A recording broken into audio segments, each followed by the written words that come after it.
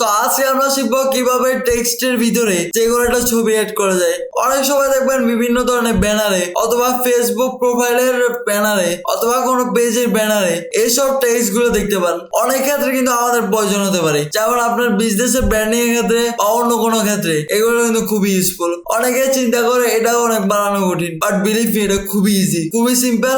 আজকের ভিডিওটা খুবই ছোট হবে, এটা জাস্ট আমি করে দেখাবো। Just use of clipping mask in Photoshop. তো আসুন শুরু করা যাক। FMS Mentor, teaching us to create. From video editing to graphic design, he's great. Photoshop, Illustrator, he's got it all.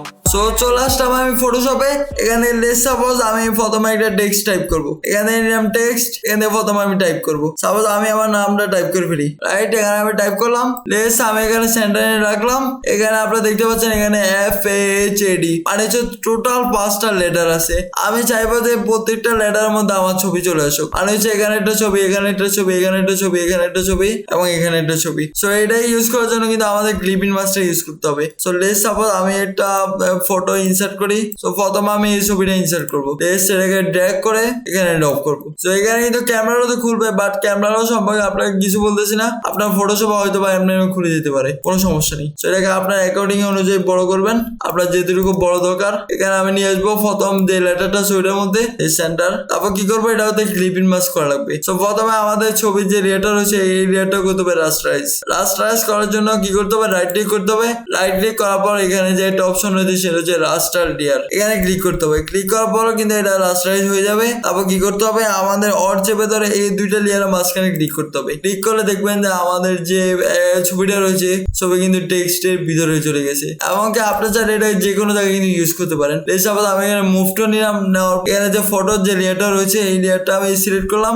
তারপর দেখতে পাচ্ছেন এখানে কিন্তু সম্পূর্ণ টেক্সটের পিছনে আমার সেই ছবিটা চলে গেছে। তো লেটস সাপোজ আমি এখানে এফ এর মধ্যে রাখতে চাই, এফ এর মধ্যে আছে এটা। তারপর কি করব, আমি এই অংশটাকে ইরেজ করে দিব। এখানে চাইলে কিন্তু আপনার ইরেজার টুল দিয়ে ইরেজ করতে পারেন। এখানে আমি ইরেজার টুল ইউজ করছি না, আমি এখানে কি ইউজ করবো, লেয়ার মাস্ক। লেয়ার মাস্ক, এখান থেকে লেয়ার মাস্কে আমি ক্লিক করব। ক্লিক করার পর আমি কি করবো, এখানে মধ্যে ব্ল্যাক প্রিন্ট করে দিব। ওকে, এখানে ব্রাশ টুল নেওয়ার পর এখানে ব্ল্যাকটা আমি প্রিন্ট করে দিব। চাইলে আপনারা ইরেজার টুল ইউজ করতে পারেন, বাট আমি ইউজ করলাম লেয়ার মাস্ক। এটা কিন্তু ইরেজ হয়ে গেল। আর হচ্ছে এখানে এই ফটোটা এই লেটারের ভিতরে আছে। বাই দ্য ওয়ে, এখানে একটা কথা বলে রাখি, আপনি যদি ক্লিপিং মাস্ক এবং লেয়ার মাস্ক যদি বুঝতে চান তাহলে আমার দুইটা ভিডিও আছে। সেই ভিডিওগুলোতে আমি প্রপারলি এক্সপ্লেন করেছি কিভাবে আপনি লেয়ার মাস্ক এবং ক্লিপিং মাস্ক ব্যবহার করবেন। ওই দুইটা ভিডিও যদি আপনি দেখেন তারপরে সম্পূর্ণরূপে লেয়ার মাস্ক এবং ক্লিপিং মাস্কের কনসেপ্টটা বুঝতে পারবেন। যদি আপনি লেয়ার মাস্ক এবং ক্লিপিং মাস্কটা যদি বুঝেন তাহলে এই ভিডিওটা সম্পূর্ণভাবে আপনি বুঝবেন। আর যদি ওই দুইটা ভিডিও না দেখেন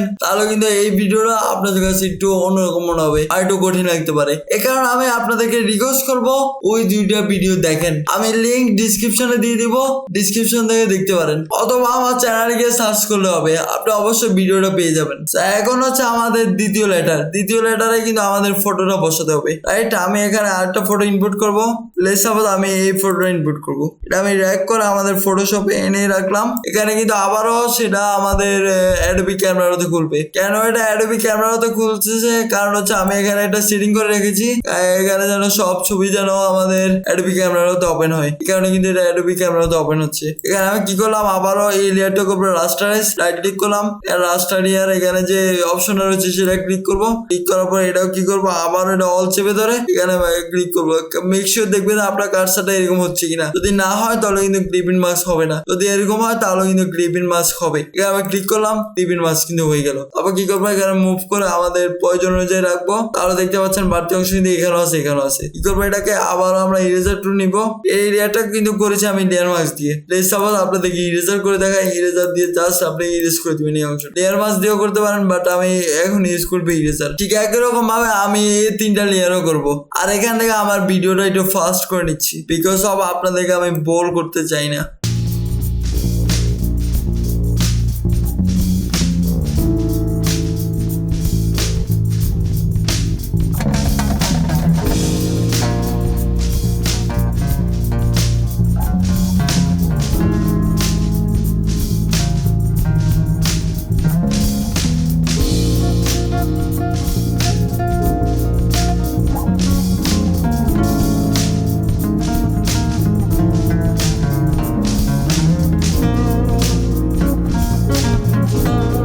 ওভারঅল দেন আমার যে টেক্সটের ভিতরে যে ফটোগুলো ইনপুট দেওয়া কমপ্লিট, আর যে প্রত্যেকটা লেটারের মধ্যে কিন্তু ফটোগুলো আছে। আর এখানে যদি লেয়ার প্যানেলে আপনি লক্ষ্য করেন তাহলে দেখবেন যে প্রত্যেকটা যে ফটো রয়েছে সবগুলো কিন্তু ক্লিপিং মাস্ক করা। কিসের উপর ক্লিপিং মাস্ক করা সেটা হচ্ছে আমাদের এখানে টেক্সট লেয়ারে, মানে হচ্ছে একটা টেক্সট লেয়ারের মধ্যে কিন্তু সবগুলো ফটোকে ক্লিপিং মাস্ক করে রেখেছি। এই কারণে টেক্সটের ভিতরে আমাদের ফটোগুলো আসতেছে। যদি আপনি ক্লিপিং মাস্কটা রিমুভ করে ফেলেন তাহলে কিন্তু এটা আবার উপরে চলে আসবে। লেটস সাপোজ আমি যদি উপরে যে ক্লিপিং মাস্কটা আছে সেটা যদি রিমুভ করে দিই, আমি আবার অল চেপে দেবো, অল চেপে ধরে জাস্ট এখানের মধ্যে আবার ক্লিক করবো, তাহলে দেখবেন যে ক্লিপিং মাস্কটা কিন্তু রিমুভ হয়ে যাবে। আশা করি আপনার ছোট্ট একটা ভিডিও পছন্দ হয়েছে।